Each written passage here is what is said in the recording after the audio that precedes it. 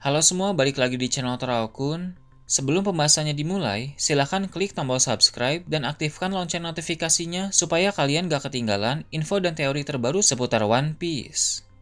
Buat kalian yang mau informasi tambahan soal SBS atau databook, kalian bisa follow Instagram Toraokun. Di sana admin akan memposting soal SBS, databook, dan berbagai teori singkat. Sekarang lanjut ke pembahasan. Cerita dalam chapter 1090 nanti akan memperlihatkan kilas balik di laboratorium. Sebab dalam chapter sebelumnya terlihat keadaan sudah berbalik. Bajak laut topi jerami dan para sekutu telah berhasil menjadikan York sebagai sandera. Maka dari itu, kilas balik diperlukan agar kita bisa mengetahui dengan jelas bagaimana situasi bisa menjadi seperti itu.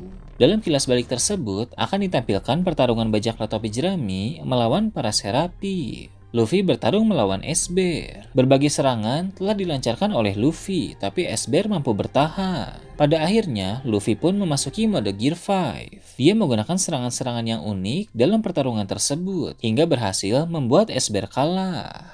Di tempat lain, Zoro pun telah menyusul S-Hawk sehingga terjadi pertarungan. Pertarungan itu selesai ketika Zoro menggunakan teknik King of Hell untuk menumbangkan S-Hawk. King of Hell merupakan teknik yang sama seperti yang Zoro pakai dalam mengalahkan King di Pulau Onigashima. Lalu, ada juga Sanji yang bertarung melawan S-Shark. Sanji berhasil mengalahkan S-Shark dengan teknik Ifrit Jambe. Walau bajak laut topi jerami berhasil mengalahkan 3 serapim itu, tapi patut diakui bahwa kekuatan dari para serapim memang sangat hebat. Perlu diingat juga bahwa mereka akan terus berkembang, sehingga pada masa depan nanti, para serapim akan menjadi jauh lebih kuat dari sekarang. Walau 3 serapim sudah tumbang, tapi di dalam laboratorium masih ada 1 serapim lagi, yaitu S-Snake. S-Snake mungkin adalah serapim yang paling merepotkan karena dia memiliki kekuatan buah iblis seperti buah Hancock. Dengan begitu, S-Snake bisa membuat orang lain menjadi batu seperti yang telah dia perbuat kepada Usopp dan Franky.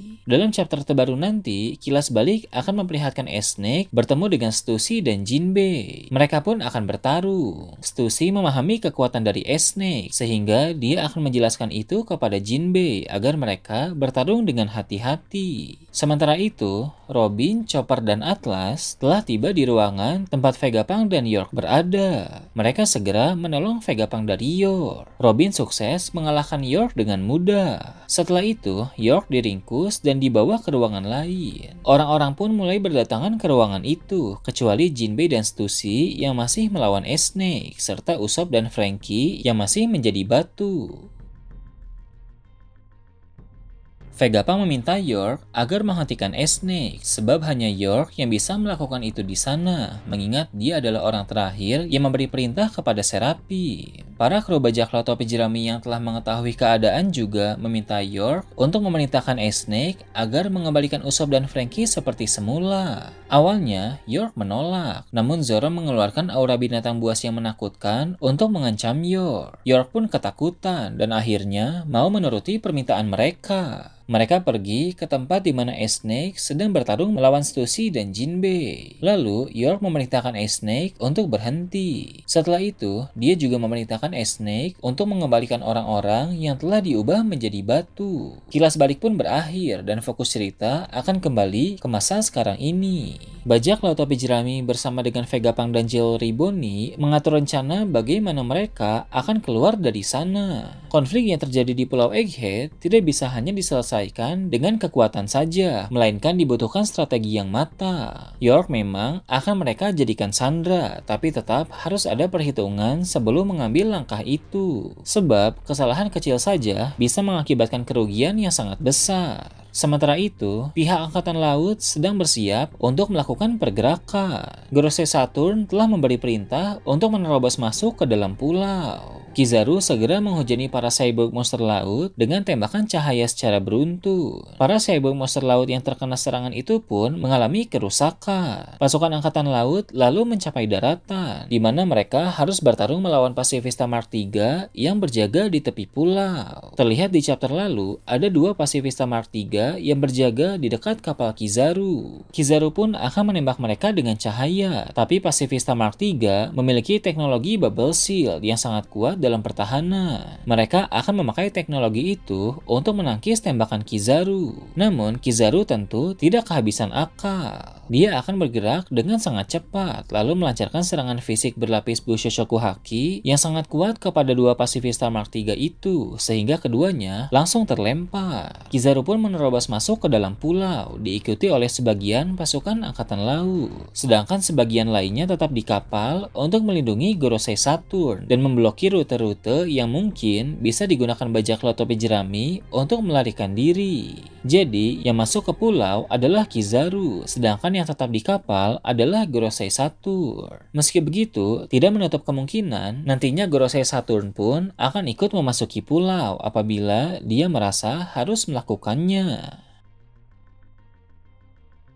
Kemudian, cerita akan beralih ke tempat lain. Kerajaan Kamabaka akan diperlihatkan, di mana di sana ada pasukan revolusi. Para petinggi pasukan revolusi pun akan membahas tentang beberapa hal. Pertama, soal gempa yang baru saja terjadi. Seperti yang kita tahu dari chapter yang lalu, telah terjadi gempa besar yang melanda seluruh dunia, termasuk juga di kerajaan Kamabaka.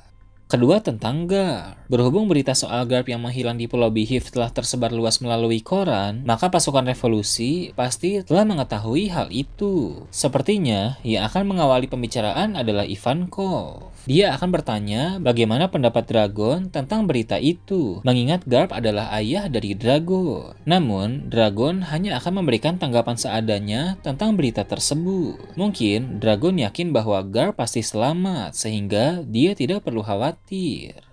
Ketiga, topik yang juga akan dibicarakan oleh pasukan revolusi adalah tentang berita Luffy yang menyandra Vegapunk di Pulau Egghead, di mana pasukan Angkatan Laut telah mengepung pulau itu. Dragon tahu Vegapunk memang telah dijadikan target oleh pemerintah dunia, sebab beberapa waktu yang lalu dia sempat berbicara dengan Shaka melalui Denden Mushi. Dengan begitu, Dragon bisa yakin berita Luffy menyandra Vegapunk itu adalah berita yang tidak benar. Sabo yang sangat peduli kepada Luffy pun ingin agar pasukan revolusi datang membantu bajak laut topi jerami di Pulau Egghead. Namun, Dragon akan mengingatkan Sabo agar fokus dengan tujuan utama pasukan revolusi. Ivankov kemudian akan berkata bahwa Dragon sebaiknya mempertimbangkan permintaan Sabo. Sebab, jika pasukan revolusi membantu bajak laut topi jerami di sana, maka Vegapunk pun akan selamat. Menurut Ivankov, itu akan menjadi momen yang tepat bagi pasukan revolusi untuk merekrut Vegapunk. Kemungkinan besar, Vegapunk yang sekarang akan mau, karena dia tidak bisa bekerja di bawah pemerintah dunia lagi.